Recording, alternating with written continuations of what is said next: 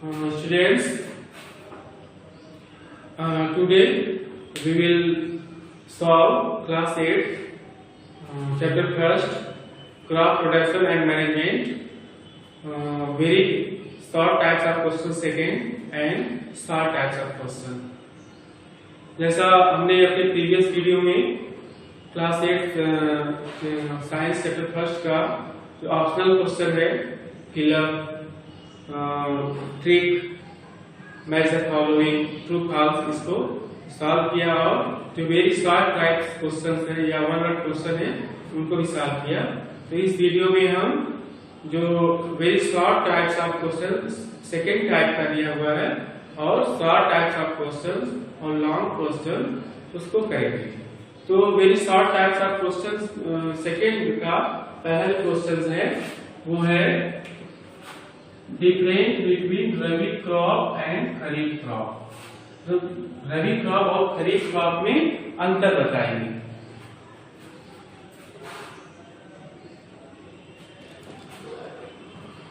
तो हम सभी जानते हैं कि the crops planted in rainy season June July and harvested in September are known as kharif crop.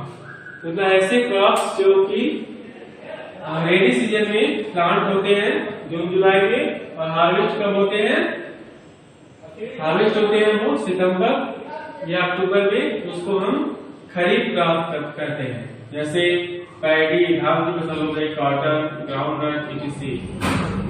और दूसरी तरफ another hand the crops which are planted in winter season October and harvested in March April are known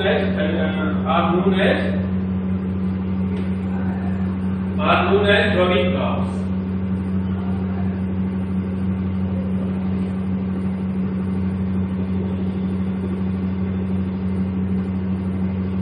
तो ऐसे फसलें जो कि winter season में सो की जाती है, विंटर सीजन में उनकी बुआई होती है और वे हार्वेस्ट होती है कब, गर्मी के महीने मार्च अप्रैल में। तो ऐसी फसलों को हम क्या कहते हैं, ऐसी फसलों को कहते हैं खरीफ रबी क्रॉप कहते हैं। तो लोग क्या करते हैं, रबी क्रॉप करते हैं और इन्हें पानी की कम आवश्यकता होती है और फिर जानते हैं जो पानी की आवश्यकता जो खरीफ क्रॉप है उसको अधिक होती है। जैसे मटर हो गया, बीट, गेहूं हो गया, मस्टर्ड हो गया।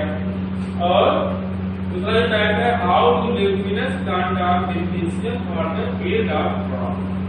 फसलों के उपज के लिए कैसे जो लेग्यूमिनस प्लांट है वो अधिक लाभकारी या अधिक लाभदायक होते हैं। तो हम सभी जानते हैं कि जो लेग्यूमिनस प्लांट होते हैं उनकी जड़ों में राइजोबियम बैक्टीरियम पाया जाता है। जैसे बटर का पौधा हो गया या ग्राम का पौधा हो गया, चने का पौधा हो गया। तो उनकी जो फंगस होती है उनमें राइजोबियम बैक्टीरियम पाया जाता है जो कि एटमॉस्फेरिक नाइट्रोजन को नाइट्रेट में कन्वर्ट कर देता है, सोडियम फॉर्म में कन्वर्ट कर देता है और उससे जो सॉइल है उसमें नाइट्रोजन की जो सप्लाई है वो अधिक हो जाती है, बढ़ जाती है। तो उससे इस तरह जो लेग्यूमिनस प्लांट है वो हमारे लिए या जो सॉइल के लिए बेनिफिशियल होते हैं। तो we know that leguminous plants have rhizobium bacterium which converts the atmospheric nitrogen into nitrate and enhance the fertility of the soil. In this way, leguminous plants are beneficial for the yield of the crop. इस तरह वो crop के yield के लिए लाभदायक होते हैं। अब हम दो question short type of question का करेंगे। तो शॉर्ट टाइप ऑफ क्वेश्चन में पहला जो क्वेश्चन है वो है what is crop rotation. What is crop rotation, crop rotation क्या होता है या फसल चक्र क्या होता है।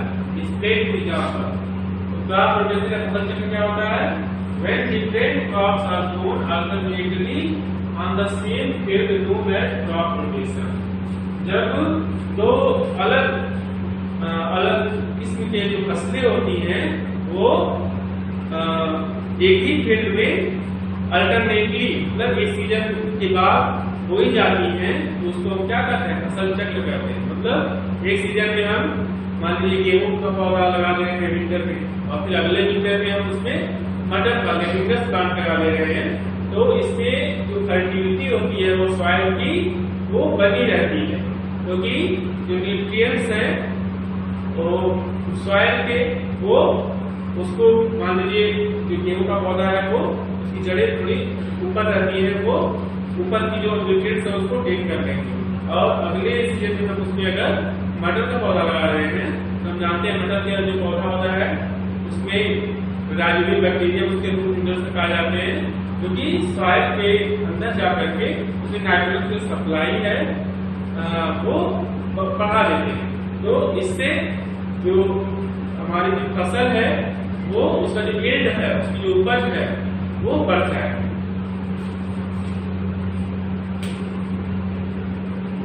और नेक्स्ट क्वेश्चन है number second, what are disadvantage of fertiliser. जो उर्वरक होते हैं उनके डिसएडवांटेज या हानियां क्या होती है।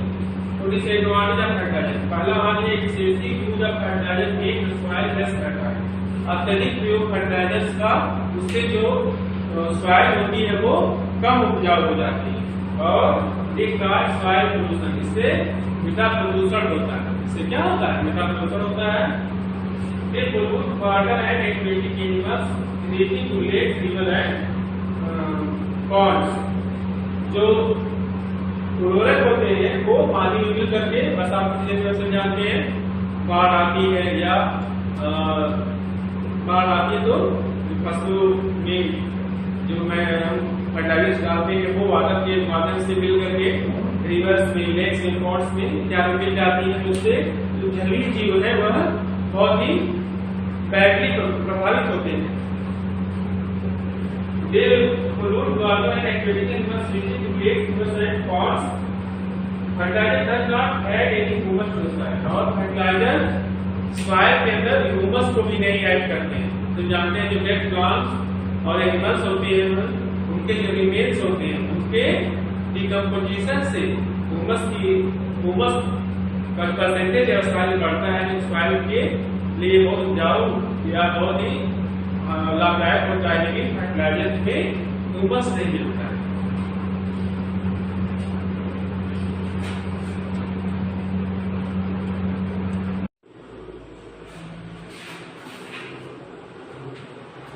Students, we will solve question number 3rd, short type of second.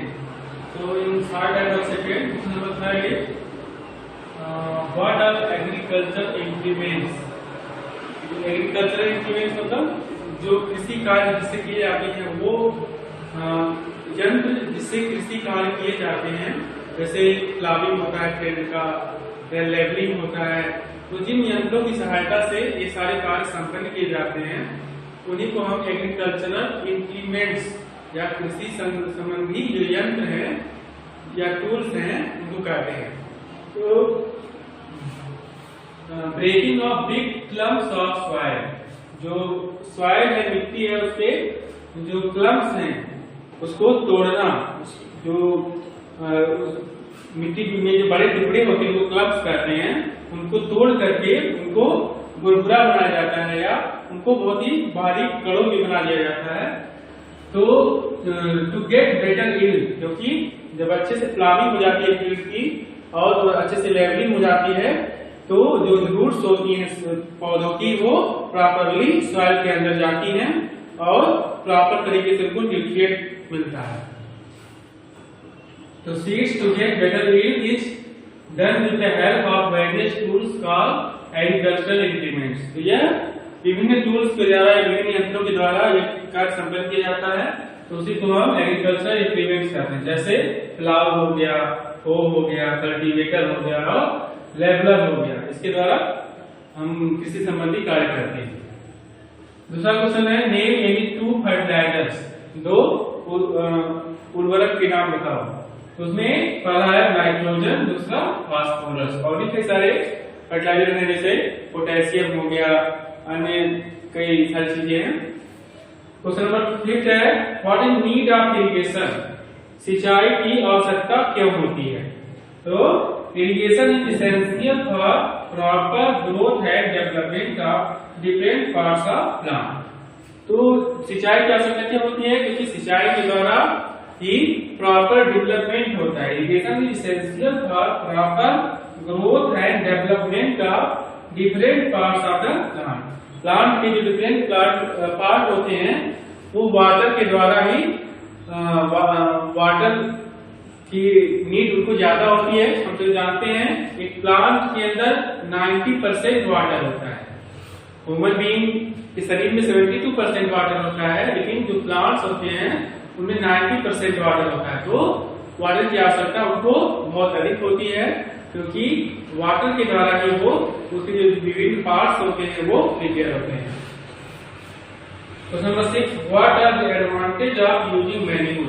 Manure को यूज करने के क्या एडवांटेजेस हैं? तो मैन्यूर की क्या एडवांटेज है? Manure is enhance the water holding capacity of soil. जो मैन्यूर होते हैं, जो खाद होते हैं, वो वाटर को होल्ड करने की कैपेसिटी, सॉइल के अंदर जो जल को रोकने की क्षमता है उसको बढ़ा देते हैं। जब वाटर उसमें होल्ड होगा तभी जो पौधे हैं वो अच्छे से विकास करेंगे, क्योंकि अगर जो वाटर है होल्ड नहीं होता, नीचे सब हो जाता है, तो वहां पे जो प्लांट्स हैं उनका ग्रो होना काफी मुश्किल हो जाता है, जैसा कि डेजर्ट एरिया में होता है। और manure improve texture of the soil. जो सॉइल की बनावट है, जो टेक्सचर है, उसको इम्प्रूव करते हैं और मैन्यूर। और third, manure make the soil porous which help exchange of gases. Manure को ऐड करने से जो सॉइल होती है वो पोरस हो जाती है, छिद्रयुक्त हो जाती है, जिससे जो गैस होता है उसका जो पास होता है वो थोड़ा सा जो गैस का पास करने का जो विधि है वो सिंपल हो जाता है। हम तो जानते हैं जो रूट्स होती है पौधों की वो भी ब्रीथ करती हैं, वो भी सांस लेती हैं। तो अगर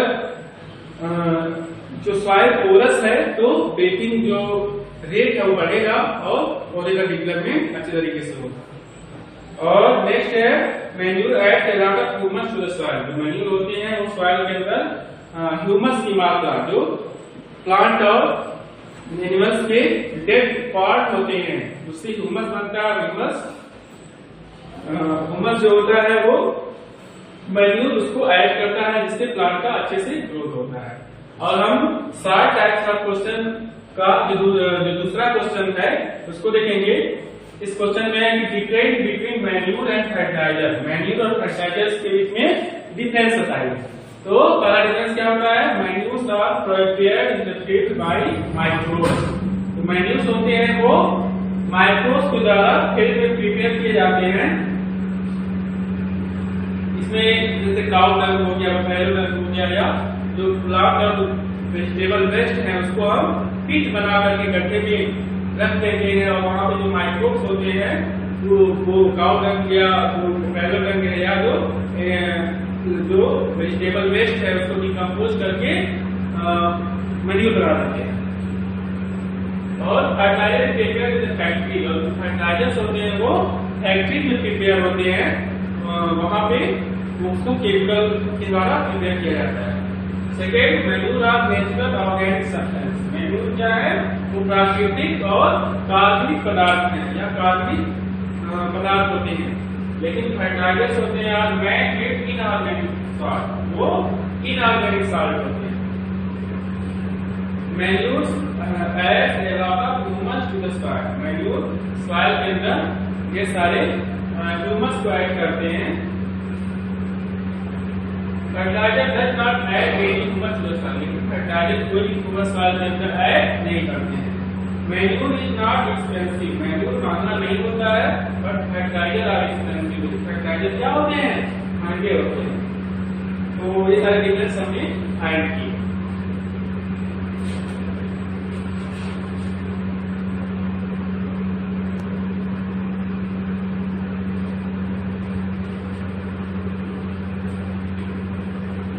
स्टूडेंट्स, अब हम क्वेश्चन नंबर 4 देखेंगे। What is the harmful effect of weeds? Weeds जो जानते हैं, जो अनवांटेड हमारे जो प्लांट्स जो हमारे मेन क्रॉप के साथ उगाते हैं उनको हम क्या कहते हैं, वीड्स करते हैं, खरपतवार करते हैं।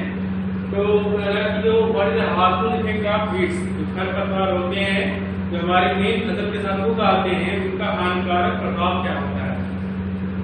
इसमें जानते हैं जो भी वीड्स होते हैं वो मेन क्रॉप के साथ ही उगते हैं, तो जो न्यूट्रिएंट मेन क्रॉप को मिलना चाहिए वो जो न्यूट्रिएंट ये भी शेयर कर लेते हैं। तो जो न्यूट्रिएंट का सप्लाई है वो हमारे मेन क्रॉप तक अच्छे से नहीं पहुंच पाता है।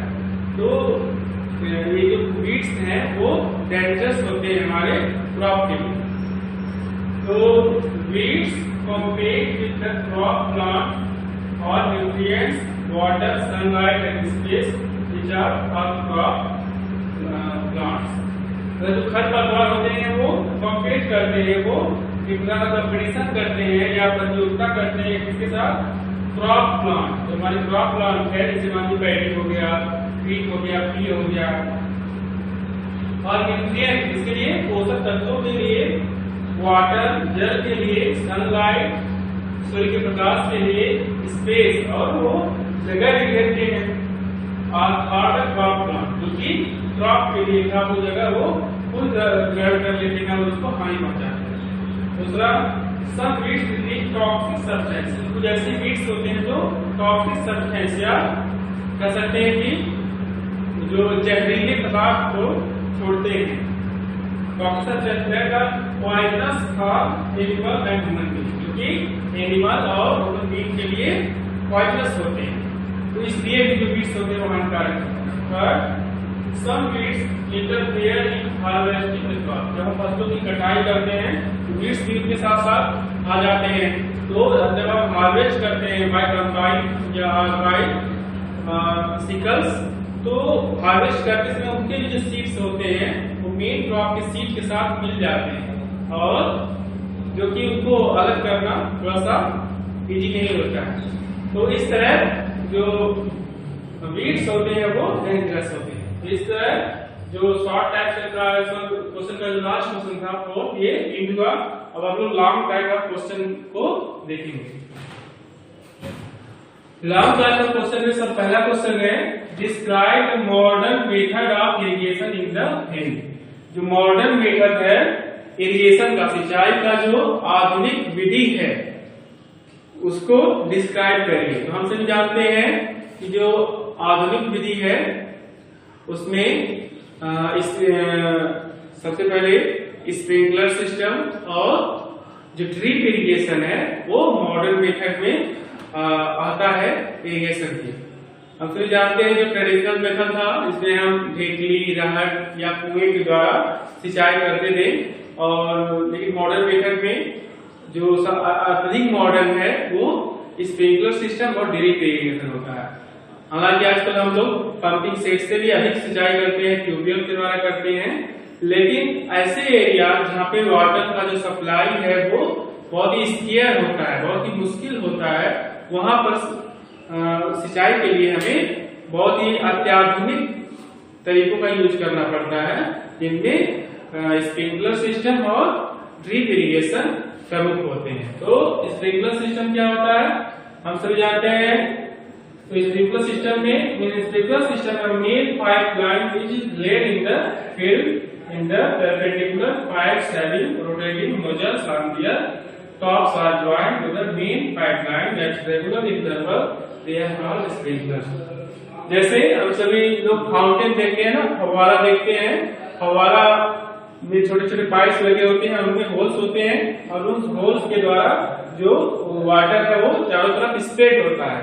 तो ऐसे स्प्रिंकलर सिस्टम में छोटी छोटी पाइपलाइंस लगी होती हैं, उन पाइपलाइंस में होल्स होता है, और उन पाइपलाइंस को एक मेन पाइपलाइन से परपेंडिकुलरली जोड़ दिया जाता है। तो जो पानी का सप्लाई होता है जब मेन पाइप से होता हुआ उस छोटे पाइप में आता है, जो होल्स लगे होते हैं, तो पानी क्या होता है पूरी तरह बिखर जाता है। उसको हम लोग देख सकते हैं यहाँ पे, ये स्प्रिंकलर सिस्टम में देख सकते हैं कि जो पाइप्स लगा हुआ है, इस पाइप्स के माध्यम से यहाँ पे होल्स लगे हुए हैं, और इसके होल्स के माध्यम से जो पानी है वो चारों तरफ एक नेचुरल रेनफॉल के रूप में बिखर रहा है। और जो दूसरा मेथड है ड्रिप इरिगेशन। ड्रिप इरिगेशन क्या होता है? In this system water is allowed to fall drop by drop. इसमें एक मेन पाइप लगी होती है और मेन पाइप से जो एक छोटी पाइप निकाल करके सीधे पौधों की जड़ों तक पहुंचाया जाता है। सीधे पौधों की जड़ों तक पहुंचाया जाता है उस पाइप को। तो हर पौधों की जड़ों पर एक पतला पाइप लगा दिया जाता है और ड्रॉप बाय ड्रॉप पानी बूंद बूंद करके उस पौधे की जड़ों तक गिरती है और इससे वाटर का जो लॉस है वो कम होता है। और ये जो सिस्टम है ड्रिप इरिगेशन अधिकतर उन जगहों पर उपयोग किया जाता है जहाँ पे वाटर काफी स्केयर हो। In this system, water is allowed to fall drop by drop from the holes in the pipes directly near the roots. Water is not wasted at all. This system also saves water loss due to evaporation. It is used in the region where availability of water is poor. यह ऐसे जगहों पे उपयोग किया जाता है जहाँ पे वाटर की अवेलेबिलिटी या उपलब्धता बहुत ही कम होती है। तो आप लोग दोनों ड्रिप सिस्टम का और ड्रिप इरिगेशन का स्प्रिंकलर सिस्टम का फिगर भी पेज नंबर 30 पे दिया है वो बना लेंगे।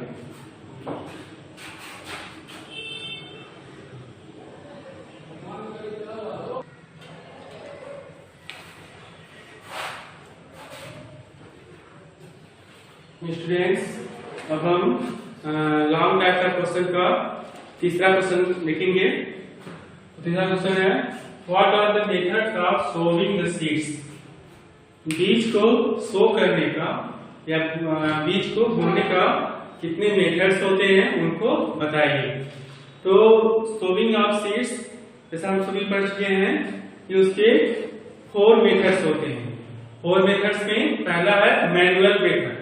मैनुअल मेथड में जिसमें हम लेबर्स के द्वारा बाय हैंड सीड को फील्ड में सो करते हैं। तो इस मेथड्स को हम क्या कहते हैं? Manual methods. और दूसरा होता है ट्रेडिशनल मेथड। ट्रेडिशनल मेथड में एक हम सभी जानते हैं जैसे पहले वुडन प्लाउ लकड़ी के हल का उपयोग किया जाता था जिसको ऑक्स पुल करते थे, खींचते थे। तो जो लकड़ी का हल होता है उसी में एक फनल टाइप का लंबा पाइप लगा रहता था और उस पाइप में ऊपर एक बड़ा सा होल रहता था, उससे सीड्स को रख देते थे और फनल का जो लास्ट पार्ट रहता था उसमें 2-3 छोटे छोटे पाइप्स लगे होते थे। तो फनल में जब सीड को रखा जाता था तो पाइप थोड़े थोड़े करके उन छोटे छोटे पाइप्स के माध्यम से जब ऑक्स उस प्लाउ को पुल करते थे तो वो सॉइल के अंदर वो सीड जो होता था उसकी सोविंग हो जाती थी। तो वो ट्रेडिशनल मेथड था। लेकिन जो तीसरा मेथड है वो है बाय सीड ड्रिल। हम जानते हैं आजकल के समय में सीड ड्रिलिंग मशीन आ गई है जो ट्रैक्टर में अटैच होती हैं। तो उसमें हम सीड्स को रख देते हैं और एक रेगुलर इंटरवल पर, एक नियमित अंतराल पे उसमें स्पेस होता है और इससे क्या होता है प्रॉपर डेप्थ तक जो सीड होती है उसका सोविंग हो जाता है और वो अच्छे से सॉइल से कवर भी हो जाती है, मिट्टी से ढक जाती है सीड्स। और जिससे क्या होता है कि जो बर्ड्स या दूसरे जो एनिमल्स है उसको खा नहीं पाते हैं और प्रॉपर जनरेशन होता है, अंकुरण होता है। और जो फोर्थ विधि है वो है बाय ट्रांसप्लांटेशन। तो ट्रांसप्लांटेशन मेथड में क्या होता है?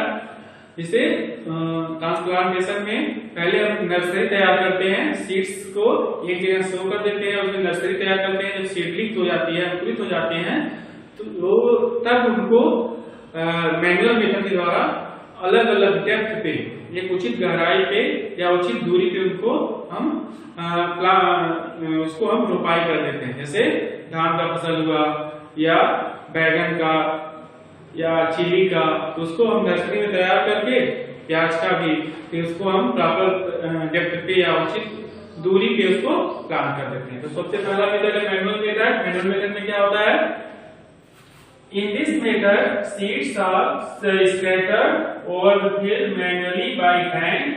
It cannot ensure proper spacing between seeds. Also, seeds are not sown at proper time. पहला मैनुअल मेथड में क्या होता है, हम लेबर्स के द्वारा सीड्स को बाय हैंड स्कैटर कर देते हैं, बाय हैंड इसको सो करते हैं। लेकिन इसमें क्या होता है, इसमें इंश्योर नहीं होता है कि जो प्रॉपर स्पेस, जो उचित दूरी है, जो उचित दूरी है बीच के बीच में होना चाहिए, वो इंश्योर नहीं हो पाता। कहीं पे दूरी अधिक हो जाती है, कहीं बहुत कम हो जाती है, तो इससे अनप्रॉपर ग्रोथ होता है क्रॉप का फील्डिंग। और जो स्पेस होता है, डेप्थ आल्सो, जो गहराई होती है, कुछ सीड्स देखिए ऊपर ऊपर रह जाते हैं, कुछ बहुत अंदर चले जाते हैं, तो इससे प्रॉपर तरीके से मैनुअल मेथड के द्वारा सोविंग नहीं हो पाती है। दूसरा मेथड है ट्रेडिशनल मेथड, जो पारंपरिक मेथड से वो क्या है, this is the traditional method of sowing the seeds in the method. In this method tools are used to sowing in the seeds which shaped like a funnel having 2 or 3 pipes। इसमें 2 या 3 pipes होते हैं with sharp end, और का end होता है वो क्या होता है, sharp होता है। The seeds is filled into the funnel, passed down through the pipes। और जब हम सीड्स को पाइप फनल में भर देते हैं तो पाइप के माध्यम से वो मिट्टी के अंदर जब उसको ऑक्सपुल करते हैं हल को, तो उसमें मिल जाता है। और जो थर्ड मेथड है वो बाय सीड ड्रिल। वो क्या है, बाय सीड ड्रिल, जिसमें a seed drill is a tool which has a funnel shaped seed bowl। This bowl is connected in the several pipes। The seed drill is attached to the plow। When the plow makes furrows along the field, the seeds in the field release in the soil through the pipes। Drilling seed drill क्या होता है, हम जानते हैं जो tractors होते हैं उसके पीछे ड्रिलिंग मशीन होती है, लगी होती है उसके हल के अंदर, तो वहां पे हम उसमें बीज को रख देते हैं और उस जो बीज है वो उसके पाइप्स के थ्रू जब ट्रैक्टर चलता है तो वो उसके अंदर उचित दूरी पे और उचित गहराई पे सीड है उसका सोविंग इंश्योर हो जाता है। तो ये सीड ड्रिल का जो मेथड है वो बहुत ही अच्छा मेथड है। इसमें लेबर का भी बचत होता है और जो सीड्स हैं उनका एक प्रॉपर डेप्थ पे और प्रॉपर दूरी पे सोविंग भी हो जाता है। और fourth method by transplantation. Transplantation के द्वारा हम कैसे सोविंग करते हैं, the process of transferring the small seedlings from nursery to the larger field is known as transplantation. Seeds of few plants such as paddy, brinjal, chili and tomato are first grown in the nursery and the road in the seedling they are transferred in the fields manually। तो कुछ ऐसे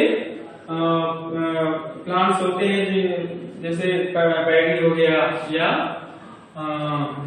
brinjal हो गया, उसको हम पहले उसका हम नर्सरी तैयार कर लेते हैं और उसको फिर बाद में प्लांट कर देते हैं फील्ड के अंदर।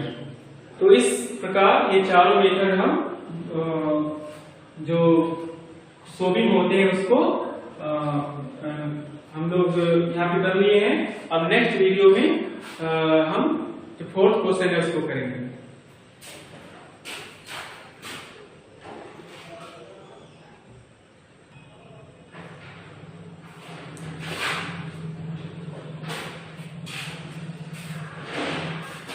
स्टूडेंट्स लाभ टाइप्स क्वेश्चंस का क्वेश्चन नंबर 3 है कि एक एक्टिविटी लिखना है आपको, उस एक्टिविटी में डिस्क्राइब करना है कि जो प्लांट्स होते हैं उनका जो ग्रोथ होता है वो किस तरह से होता है, उस पर मैन्योर फर्टिलाइजर का क्या प्रभाव पड़ता है, इसको आपको राइट करना है। तो इसमें सबसे पहले ये आपकी बुक में पेज नंबर 11 और 12 पे दिया हुआ है। पेज नंबर 11, 12 पे एक्टिविटी 2 दिया हुआ है। आप लोग इस एक्टिविटी को वहां से राइट करेंगे। हम इस एक्टिविटी को अच्छे से एक्सप्लेन कर दे रहे हैं। इस एक्टिविटी में अलग अलग जो पॉट्स हैं उन अलग अलग पॉट्स में एक ही प्रकार के पौधे लगाए गए हैं और उन पौधों पे फर्टिलाइजर और मैन्यूर का क्या प्रभाव पड़ता है उसको देखा जा रहा है। तो पहला जो पार्ट है इसमें मैन्यूर को ऐड किया गया है और दूसरा जो पार्ट है इसमें फर्टिलाइजर को ऐड किया गया है और जो सी वाला पार्ट है इसमें दोनों ऑप्शन हैं।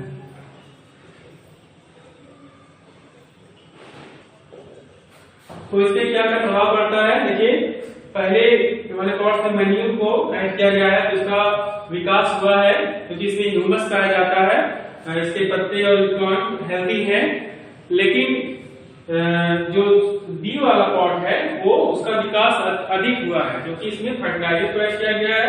उन फर्टिलाइजर में इसेंशियल न्यूट्रिएंट्स होते हैं पीके, नाइट्रोजन, फास्फोरस और पोटेशियम, उनकी मात्रा उचित मात्रा होती है तो इसलिए इसका विकास, और वो सॉल्युबल होते हैं, जल्दी से घुल जाते हैं तो इसका विकास तेजी से हुआ है। और जो सी पॉट है, सी पॉट में दोनों को ना तो उसमें मैन्यूर ऐड किया गया है ना तो फर्टिलाइजर ऐड किया गया है तो इसका विकास डेवलपमेंट एकदम से बहुत ही थोड़ा हुआ है, ये अनहेल्दी प्लांट है। तो इस तरह से इस एक्टिविटी के द्वारा हम लोग इफेक्ट जानेंगे कि प्लांट और प्लांट के ऊपर मैन्यूर और फर्टिलाइजर का क्या इफेक्ट होता है।